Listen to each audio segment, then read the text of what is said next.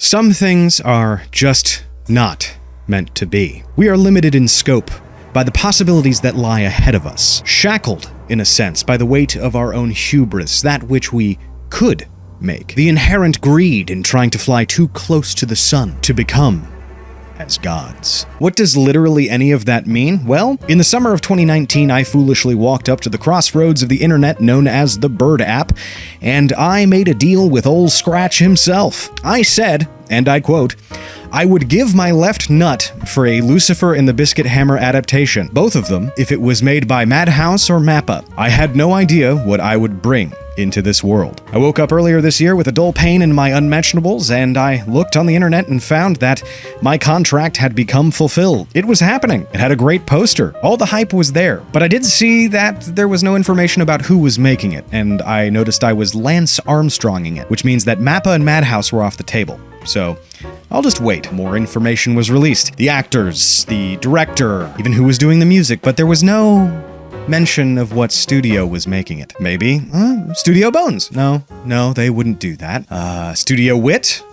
No, they've got their hands on something else right now. Maybe David Productions wanted to take a break from JoJo. No, they are most certainly not taking a break from JoJo. A trailer comes out later in the year, and I'm saying, who the hell is Studio Naz? I mean, I liked Hamatora the animation in a very weird, like, it's so bad it's kind of good way, and I don't even think it was that bad. I think it was just kind of I think I can count the viewership of Infinite Dendogram on the hands of 10 people. In the words of a great reviewer and critic, my disappointment is immeasurable, and my day is ruined. Lucifer and the Biscuit Hammer may be one of those things that is never adapted correctly. I'm having flashbacks to 2016 for some reason, and I'm beginning to wonder if that monkey that Lucy gave me needs its hand back. But with the first half of the entirety of the episodes out, I feel a bit jaded now as a man that used to watch literally every show in a season with all the free time in the world. Now that I'm using what little time I have to watch this, I think the overall words that I have to say are literally mediocre, lukewarm. The yeast had barely created a glutinous network before it was placed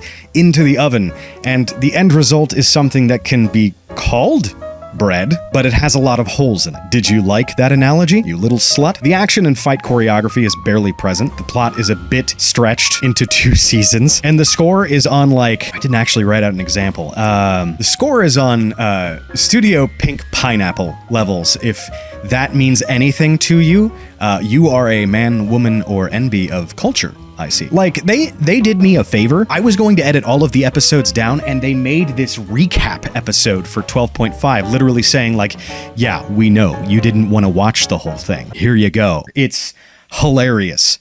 This is never a good sign. It feels like we're watching a go-kart go down the highway. It feels kind of unnecessary, and there's a lot of potential to see where it could go, and they're not doing that. I just feel like this story deserves better. As far as the story, the Biscuit Hammer follows the life of a kid named Yuhi who is neighbors with a girl named Samidare. He wakes up with a lizard and telekinetic powers and does what any of us would do in the situation and continue to go to college, because realistically, kinda have to still do that. He begins to control his abilities and earns a wish from his animal guide, learns about a plot to destroy the Earth with a giant hammer in the sky that no one can see, and is enlisted to help supersede that by his cute neighbor, who he immediately white knights for while the villain continues to send creatures to hamper their progress, joining forces with other animal knights along the way that his queen has, like the dog knight and the horse knight and the mantis knight and the pretzel bacon pub. During this, the fights in the manga are very dynamically illustrated. A lot of attention is paid to the verticality and air-based motion, as most of these characters have the ability to